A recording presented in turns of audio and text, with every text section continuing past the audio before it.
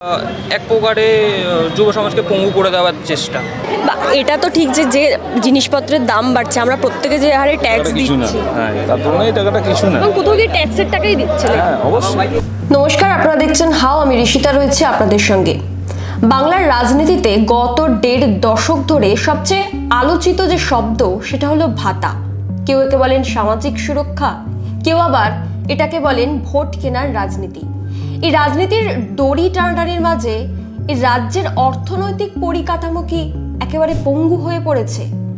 আজকের আমরা এ নিয়ে আলোচনা করব যে গত 15 বছরে মমতা বন্দ্যোপাধ্যায়ের সরকার কিভাবে এ রাজ্যের অর্থনৈতিক পরিকাঠামোকে ধ্বংস করেছে ভাতার রাজনীতি দিয়ে। প্রথমে আসে উন্নয়ন বনাম অনুদান।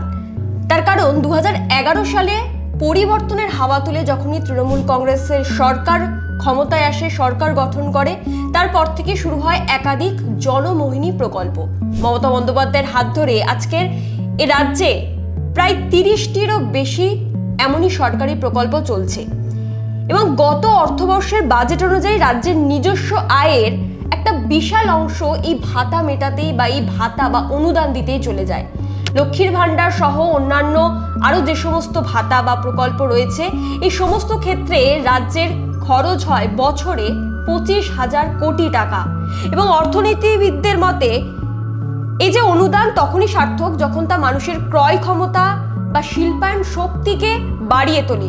কিন্তু বাংলায় শিল্পায়ন কই? তার কারণ এ রাজ্যে সিঙ্গুর থেকে দেউচা পাছামি শিল্প প্রায় আসেনি বললেই চলে। এই গোটা 15 বছর, এই গোটা যে 15 বছরে তৃণমূল কংগ্রেসের সরকার ক্ষমতায় আছে, এই গোটা 15 বছরে এই রাজ্যে শিল্প বলতে আমরা কিছুই দেখিনি। যেখানে অন্যান্য রাজ্যে আমরা দেখতে পাই যে কর্মসংস্থান বাড়ছে, সেই তুলনায় এই 10 বছরে বাংলায় শিল্প কমেছে, কর্মসংস্থানের সংখ্যাও কমেছে। এবার আসি এই যে ঋণ, এই যে পরিমাণ ভাতা তৃণমূল কংগ্রেসের সরকার বছরে 25,000 কোটি টাকা খরচা করছেন, মানুষকে ভাতা দিচ্ছেন, লক্ষ্মীর ভাণ্ডার হোক, স্বাস্থ্যসাথী হোক, স্বাস্থ্যসাথী থেকে শুরু করে আরও যে সমস্ত ভাতা রয়েছে, যুবসাথী, কন্যাশ্রী, রূপশ্রী, যুবশ্রী, যে একাধিক প্রকল্প, কৃষক বন্ধু থেকে শুরু করে এই যে এতগুলো প্রকল্পের ভাতা সাধারণ মানুষকে জনমোহিনী প্রকল্পের নামে দেওয়া হচ্ছে, অনুদান দেওয়া হচ্ছে, সেই ভাতা মেটাতে টাকা কোথা থেকে আসছে? এর উত্তর হলো ভয়াবহ ঋণ। 2011 সালে যখন এ রাজ্যের সরকার তৃণমূল কংগ্রেস ক্ষমতায় আসে, তখন বাম আমল থেকে যে ঋণের বোঝা পেয়েছিল সেটা হলো 1.9 লক্ষ কোটি টাকা। এবং 2024-25 অর্থাৎ গত বছরের যে অর্থবর্ষ, সেই অনুযায়ী সেই ঋণের বোঝা গিয়ে দাঁড়ায় প্রায় 6.93 লক্ষ কোটি টাকা, 6.93 লক্ষ কোটি টাকা। এবং বর্তমান অর্থবর্ষে সেই সংখ্যাটা গিয়ে দাঁড়িয়েছে প্রায় 7.5 লক্ষ কোটি টাকা। বিষয়টা হলো, যখন একটা রাজ্যে নতুন সম্পদ তৈরির ফলে তার পুরোটাই ধার মেটাতে চলে যায়, তখন এটাকে বলা হয় ডেপ্ট ট্র্যাপ বা ঋণের ফাঁদ, যেখানে এই যে মূলধনী বিনিয়োগ সেটা কমে যায়, এবং যেই মূলধনী বিনিয়োগ থেকে রাস্তা, ব্রিজ বা কারখানা তৈরি হয়, সেই হার অন্যান্য রাজ্যের তুলনায় কিন্তু এ রাজ্যে অনেক কম। এবং কর্মসংস্থান না থাকায় যে সমস্ত মেধাবী ছেলেরা, যারা শিক্ষিত, যারা গ্র্যাজুয়েশন পাস করছে বা কোনো ডিপ্লোমা কোর্স করছে বা কোনো ইঞ্জিনিয়ারিং নিয়ে পড়াশোনা করছে, তারা কর্মসংস্থান পেতে বা নিজের সংসার চালাতে চলে যাচ্ছে রাজ্যের বাইরে। প্রায় 70% যারা মেধাবী ছাত্রছাত্রী রয়েছে আইটি সেক্টর এবং ইঞ্জিনিয়ারিংয়ে, প্রায় 70% ছেলে মেয়ে তারা বাইরের রাজ্যে কাজ করে। এই সমস্ত মেধার বেশিরভাগটাই ব্যাঙ্গালোর, পুনে এবং তুলনায় অদক্ষ যারা শ্রমিক, তারা কেরালা, মধ্যপ্রদেশ থেকে শুরু করে পাঞ্জাবের একাধিক জায়গায় তারা গিয়ে কাজ করছে। কেউ দিনমজুরি খাটছেন, কেউ বাড়ি নির্মাণের কাজ করছেন, কেউ কিংবা সেলাইয়ের কাজ করছেন। এই সমস্ত কাজ করে তারা মাসে খুব বেশি হলে হয়তো 15 থেকে 20,000 টাকা ইনকাম করেন। সেই ইনকামে তাদের ওই যে যেখানে তারা গিয়ে থাকছেন সেখানকার সমস্ত খরচা মেটাতে হচ্ছে, এবং বাড়িতেও তাদেরকে টাকা পাঠাতে হচ্ছে, তাদেরকে সংসার চালাতে হচ্ছে। এবং দিনের পর দিন যে পরিসংখ্যান বাড়ছে, বর্তমানে দাঁড়িয়ে এ বাংলা থেকে প্রায় 40 থেকে 50 লক্ষ পরিযায়ী শ্রমিক রয়েছে। এই পরিযায়ী শ্রমিকদেরকেই যখন তারা ভিন রাজ্যে গিয়ে, এখন সব থেকে বড় আরও একটা সমস্যা হয়ে দাঁড়িয়েছে, যখন তারা ভিন রাজ্যে কাজ করতে যাচ্ছেন, বাংলা ভাষা বললে তাদেরকে বাংলাদেশি বলে দাগিয়ে দেওয়া হচ্ছে। মুখ্যমন্ত্রী মমতা বন্দ্যোপাধ্যায় এই পরিযায়ী শ্রমিকদের নিয়ে রাস্তায় মিছিল করেন, মিটিং করেন, তাদেরকে 5,000 টাকা ভাতা দিয়ে রাজ্যে ফিরিয়ে আনার কথাও বলেন, কিন্তু তারপরে সেটা ভুলে যান। যখন বাজেট পেশ করেন তখন এই পরিযায়ী শ্রমিকদের সেই ভাতার উল্লেখই থাকে না। তাহলে কি সত্যি মমতা বন্দ্যোপাধ্যায় পরিযায়ী শ্রমিকদের জন্য ভাবেন, বা এ রাজ্যে কর্মসংস্থান নিয়ে কি আদৌ তিনি ভাবেন? কারণ এই যে বাজেট পেশ হয়েছিল সেই বাজেটে কিন্তু কর্মসংস্থান নিয়ে কোনো উল্লেখ নেই। একের পর এক ভাতা বৃদ্ধির কথা উল্লেখ রয়েছে। লক্ষ্মীর ভান্ডারে 500 টাকা বেশি বরাদ্দ হয়েছে, যুবসাথী প্রকল্পে 1500 টাকা বেশি বরাদ্দ হয়েছে। আচ্ছা, এই 1000 টাকা বা 1500 টাকায় কি সত্যি একটা মানুষের সংসার তো দূরের কথা, তার কি দিনও চলবে, বা 10টা দিন 15টা দিন কি চলবে? সত্যি কি মমতা বন্দ্যোপাধ্যায় এগুলো নিয়ে ভাবেন, নাকি শুধুমাত্র ওই ভোট কেনার রাজনীতি করতেই 2026-এর বিধানসভা নির্বাচনের আগে সাধারণ মানুষকে একটা টোপ দিলেন, যে টোপ তারা গিলে নেবেন এবং ভোটটা দিয়ে আবার মমতা বন্দ্যোপাধ্যায়কে ভোট দেবেন, তার দলকে ভোট দেবেন এবং আবার তৃণমূল কংগ্রেস সরকার গঠন করবেন। এ রাজ্যে আবারও 5টা বছর ধরে আরো হয়তো 10 লক্ষ পরিযায়ী শ্রমিক তৈরি হবে, তারা বাইরে কাজ করতে চলে যাবেন। 70% যে মেধারা আজকের আইটি সেক্টর বা ইঞ্জিনিয়ারিং এ বেঙ্গালুরু, পুনে কিংবা আরো অন্যান্য রাজ্যে গিয়ে কাজ করছেন সেখানে চলে যাবেন, এবং অদক্ষ যার পরিযায়ী শ্রমিক। আর এখন সবচেয়ে বড় কথা হলো, বিভিন্ন পরিবার, খেটে খাওয়া দরিদ্র পরিবার গ্রামে গঞ্জে তাদের ছেলে মেয়েদেরকে 18 বছরও না হলে, অর্থাৎ মাধ্যমিক পাশ করলে কি মাধ্যমিকের গণ্ডি না পেরোলে তারা তাদের ছেলেদেরকে পাঠিয়ে দিচ্ছে ভিন রাজ্যে কাজ করার জন্য। তার কারণ আয় নেই, কর্মসংস্থান নেই, পড়াশোনা। তারা মনে করে কোথাও গিয়ে যখন গ্রামে গঞ্জে আমরা রিপোর্ট করতে যাই, কভার করতে যাই, সেসব মানুষ তারা মনে করেন যে পড়াশোনা শিখে হবে কি, কারণ এ রাজ্যে মেধার দাম কেউ দেয় না। এ রাজ্যে বর্তমান যে সরকার রয়েছে, তৃণমূল কংগ্রেসের সরকার, মমতা বন্দ্যোপাধ্যায়ের সরকার, সত্যি কি মেধার দাম দেয়? কারণ মেধার দাম যদি সত্যি থাকতো, তাহলে আজকে একটা গ্র্যাজুয়েশন পাস করা ছেলেকে সরকারি চাকরির জন্য পরীক্ষা না দিয়ে বা সেই সমস্ত ভাবনা চিন্তা না করে তাকে কোনো একটা ইটভাটায় কাজ করতে যেতে হতো না, তাকে মাঠে কৃষিকাজ করতে হতো না। সে হয়তো আরো বেশি টাকা ইনকাম করতে পারতো, কারণ কৃষিকাজ করতে গিয়েও সে ভালো মজুরি পাচ্ছে না, কৃষিকাজেরও দাম নেই। কৃষিকাজ করতে গিয়ে, চাষবাস করতে গিয়ে যে রোজ তারা পাচ্ছেন 400 টাকা কিংবা 500 টাকা রোজ, কোনো জায়গায় তো 250-300 টাকাও রোজ দেওয়া হয়। এই 250-300 টাকায় কি সত্যি সংসার চলে?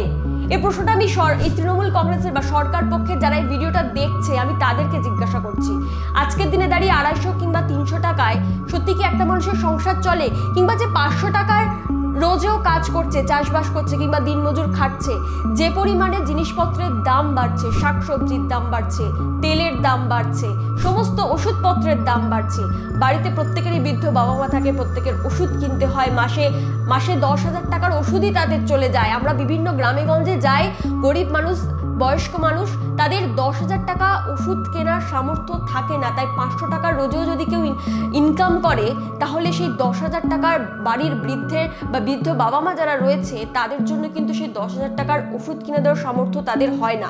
সত্যি যদি মমতা বন্দ্যোপাধ্যায়ের সরকার কর্মসংস্থানের কথা ভাবতেন, বারংবারই যখন প্রেস মিট করেন, তৃণমূল কংগ্রেসের বেশ কয়েকজন মুখপাত্র আছেন, তারা বারংবারই বলতে থাকেন, কুণাল ঘোষ থেকে শুরু করে একাধিক মুখপাত্র আছে, তারা বলেন যে রাজ্যে 15 বছরে বেকারত্ব কমেছে। যদি বেকারত্ব সত্যিই কমে থাকে, তাহলে এই 1,500 টাকা যুবসাথী প্রকল্পের কি দরকার ছিল, কি দরকার পড়লো যাতে এ রাজ্যে? আর যখন এই যুবসাথী প্রকল্পের ক্যাম্প শুরু হয়েছে রবিবার থেকে, এই ক্যাম্পগুলোতে যখন আপনারা যাবেন, গিয়ে দেখতে পারবেন যে অজস্র মানুষ, অজস্র ছেলে, প্রায় 21 থেকে 41 বছর বয়স পর্যন্ত তারা লাইন দিয়ে দাঁড়িয়ে আছে। সত্যি যদি বেকারত্ব কমে থাকে, তাহলে এই ছেলেগুলো কেন তাদের কাজবাজ সেরে এই মাত্র একটা 1,500 টাকার প্রকল্পের জন্য ঘন্টার পর ঘন্টা রোদে লাইন দিয়ে দাঁড়িয়ে আছেন, ফর্ম ফিল আপ করছেন? বেকারত্ব কি সত্যি কমেছে, নাকি শুধুই এটা ওই ভোটের রাজনীতির একটা গিমিক পাত্র? এরপরে আসি যে উৎপাদনশীলতার অভাব কতটা রয়েছে রাজ্যে। এ রাজ্যের একটা অংশের মানুষ, তারা কর্মসংস্থানের থেকে বেশি চাই সরকারি চাকরি, তারা কোনো বেসরকারি শিল্পর থেকে চাই সরকারি চাকরি। তাই দিনের পর দিন সরকারি চাকরির জন্য পড়াশোনা করেও যখন পায় না, তখন তারা আশাহত হয়ে ছোটোখাটো কোনো কোম্পানি কিংবা চাষবাস কিংবা দিনমজুরির কাজ করতে চলে যান 300-400 টাকার রোজ দিয়ে। আর এই মানসিকতাই কিন্তু বাংলার যে ওয়ার্ক কালচার, সেটাকে ধীরে ধীরে নষ্ট করছে। এবং জাতীয় জিডিপিতে যেখানে ম্যানুফ্যাকচারিং এর অবদান অন্যান্য রাজ্যে বাড়ছে, গত 10 বছরে কি গত 15 বছরে বাংলায় কিন্তু সেই সংখ্যাটাও অনেক পরিমাণে কমেছে। এবং এই যে বিপুল পরিমাণ ভাতার টাকা বিলি করতে গিয়ে কোষাগার শূন্য হয়ে যাবে, খুবই স্বাভাবিক সেটা। তাই রাজ্য সরকার তাদের কর্মচারীদের দিনের পর দিন ধরে ডিএ দিতে পারছে না, যেটা নিয়ে মামলা হচ্ছে। মামলার পর রায় চলে এলো মুখ্যমন্ত্রী মমতা বন্দ্যোপাধ্যায়। সেই রায়ের পরিপ্রেক্ষিতে যখন প্রশ্ন করা হয় তাকে যে কবে ডিএ দেওয়া হবে, কারণ সুপ্রিম কোর্ট থেকে রায়ে বলে দেওয়া হয়েছে যে 31শে মার্চের মধ্যে 25% ডিএ মিটিয়ে দিতে হবে এবং বাকি 75% ডিএ কবে দিতে হবে সেটা 3 জনের কমিটি গঠন করে দেওয়া হয়েছে। সেই কমিটি তাদেরকেও জানাতে হবে যে বাকি 75% ডিএ কত দিনের মধ্যে সরকারি কর্মচারীদেরকে দেওয়া হবে। এই নিয়ে যখন প্রশ্ন করা হয় তখন মমতা বন্দ্যোপাধ্যায় বলেন যে এখনো বিষয়টা বিচারাধীন বিষয়, তাই এই নিয়ে তিনি মুখ খুলবেন না। কিন্তু এটা তো আর বিচারাধীন বিষয় নেই, এটা সবার সামনে জলের মতো পরিষ্কার যে সুপ্রিম কোর্ট থেকে রায় দিয়ে দেওয়া হয়েছে যে 25% ডিএ 31শে মার্চের মধ্যে মিটিয়ে দিতে হবে। এই নিয়ে কেন কিছু বলছেন না তৃণমূল কংগ্রেসের সরকার কিংবা মমতা বন্দ্যোপাধ্যায়? তিনি কি সত্যি ভাবেন এ রাজ্যের যারা চাকরি করে, চাকরিজীবী বা যারা এখনো পর্যন্ত শিক্ষিত বেকার যুবক যুবতী যদি ভাবতেন তাহলে হয়তো আজকের এই দশা এই রাজ্যের হতো না। দিনের পর দিন এভাবেই অভাবে চলতে চলতে এই রাজ্যের যে অর্থনৈতিক পরিকাঠামো সেটা একেবারে কঙ্কালের অবস্থায় পরিণত হয়েছে, যেখানে কোনো স্কুল কলেজে নিয়োগ হয় না, তার সাথে যে সমস্ত পুলিশ কর্মী আছে সেখানে নিয়োগ হয় না, আশা কর্মীদের নিয়োগ হয় না, সমস্ত ক্ষেত্রে নিয়োগ বন্ধ হয়ে যাচ্ছে। তাই দিনের পর দিন ছেলেমেয়েরা পড়াশোনা করছে, পড়াশোনা করার পরে গ্র্যাজুয়েশন পাশ করার পরে কিংবা কেউ মাস্টার্স করার পরেও বাড়িতে বসে আছে, নিজের কোনো ছোটোখাটো ব্যবসা শুরু করতে চাইছে, সেটাও কোথাও গিয়ে বন্ধ হয়ে যাচ্ছে। আর তারা সরকারি আর কেউ তো আছে দিনের পর দিন বছরের পর বছর ধরে সরকারি চাকরির জন্য চেষ্টা করে যাচ্ছে, কিন্তু সরকারি চাকরি তাদের হচ্ছে না। আর সরকারি চাকরি করতেও এখন মানুষ ভয় পাচ্ছে, কারণ কয়েকদিন আগে আমরা যেটা দেখলাম যে 26,000 শিক্ষক শিক্ষিকা তাদের যেভাবে চাকরি চলে গেল, কারণ এই যে বিপুল পরিমাণ দুর্নীতি। কোনো একটা সরকারি চাকরি নিতে গেলেই তাকে আগে আগাম টাকা দিতে হবে, টাকা দিলে তবে সে সরকারি চাকরিটা পাবে। এবং শুধু সরকারি চাকরির ক্ষেত্রে না, গরিব মানুষ যাদের আবাস যোজনার বাড়ি পাওয়ার যোগ্য, যারা গ্রামে গঞ্জে খবর করতে গিয়ে আমরা এমন অনেক মানুষের সাথে কথা বলি বা জানতে পারি যে যারা সত্যি যাদের মাথার ওপর ছাদটা নেই, ঘর আসেনি, আমাদের এ লাইন গোটা কেউ পায়নি না, এ লাইন কেউ পায়নি, এ লাইন ওধারের কটা এগুলো আমরা কেউ পাইনি, এই ঘর ওষুধ পায়। সংসার চলে না, দিনমজুরি খেটে খায় কিংবা চাষবাস করে তাদের সংসার চালাতে হয়, দিনে 300 বা 400 টাকা রোজ তাদের বাড়ি করার সামর্থ্য নেই। বর্ষায় যাদের ত্রিপল খাটিয়ে থাকতে হয়, বর্ষা হলে ঘর থেকে জল পড়ে, আবাস যোজনার ঘর পাওয়ার যারা একেবারে যোগ্য তাদের বছরের পর বছর ধরে কাগজপত্র জমা দিলেও তাদের বাড়ির ছাদ, মাথার উপর ছাদটা দেওয়া হয় না। তা আপনাদের তো পাওয়ার কথা। আমরা পাইনি মা, আমরা দিয়েছিলাম, নাম দিয়েছিলাম, সব কিছু দিয়েছিলাম, মোবাইলের লিস্টটি লিখে টিখে সব করে দিয়েছিলাম, আমাদের কাগজ নেই। আবাস যোজনা প্রকল্পে তাদের নাম আসে না, আর কারো যদি বা নাম আসে সেই 1,20,000 টাকার মধ্যে পঞ্চায়েত প্রধানদেরকেই তাদের 10,000 টাকা করে দিতে হবে, না হলে যে প্রথম কিস্তি 60,000 টাকা ঢোকার পরে যদি তারা সেই মেম্বারকে 10 কিংবা 20,000 টাকা না দেন, এটা আবার বিভিন্ন এলাকার ক্ষেত্রে বিভিন্ন রকম, কোনো মেম্বার 10 চাইতে পারেন, কোনো মেম্বার 20 চাইতে পারেন, এটা তাদের মর্জি মতো। এবং এই গ্রামের মানুষগুলোকে বোঝানো হয় যে ওটা নাকি সরকারি নিয়ম। এই 10,000 টাকা 20,000 টাকা আবাস যোজনার বাড়ি টাকা প্রথম কিস্তির পাওয়ার পরে যদি তাদেরকে না দেওয়া হয় তাহলে নাকি বাকি প্রকল্পের টাকা তারা পাবেন না, অর্থাৎ 1,20,000 টাকার 60,000 টাকা তো পেয়ে গেলেন, বাকি টাকার পাবেন না যদি না মেম্বারকে টাকা দেওয়া হয়। এবং গরিব মানুষগুলোকে এটাই বুঝিয়ে রাখা হচ্ছে দিনের পর দিন যে এটা তাদের সরকারি নিয়ম। আর মানুষজনের কাছে গিয়ে যখন আমরা বলছি যে কেন দিচ্ছেন, তখন বলছে যে এটাই তো নিয়ম, এবং তারা জানে, খুব স্বাভাবিক, তাদেরকে জানানো হয় না যে আসলে সেই 1,20,000 টাকাটাই তাদের প্রাপ্য। তাই সত্যি বলতে এই যে সামাজিক সুরক্ষাগুলো নিয়ে কথা বলছিলাম বা তৃণমূল সরকারের যে সমস্ত জনমোহিনী প্রকল্পগুলো নিয়ে কথা বলছিলাম, এই যে দিনের পর দিন 15 বছর ধরে ভাতার রাজনীতিতে ভুলিয়ে রেখেছেন মুখ্যমন্ত্রী মমতা বন্দ্যোপাধ্যায়, এই ভাতাটা সত্যি বলতে এই সামাজিক সুরক্ষা প্রয়োজন, কিন্তু বিশেষ করে পিছিয়ে পড়া মানুষ, যে সমস্ত মানুষ গ্রামে গঞ্জে পিছিয়ে পড়া, তাদের জন্য এই সামাজিক সুরক্ষা প্রয়োজন, অবশ্যই প্রয়োজন। কিন্তু এই সামাজিক সুরক্ষা বা এই ভাতা দিয়ে একটা সময়ের জন্য তাদের অভাব মেটানো যায়, কিন্তু দীর্ঘমেয়াদী দারিদ্র তো মিটবে না। যদি রাজ্যে কর্মসংস্থান থাকতো তাহলে তাদেরকে এই 1,000 টাকা কিংবা 1,500 টাকা ভাতার উপর নির্ভর করে থাকতেই হতো না।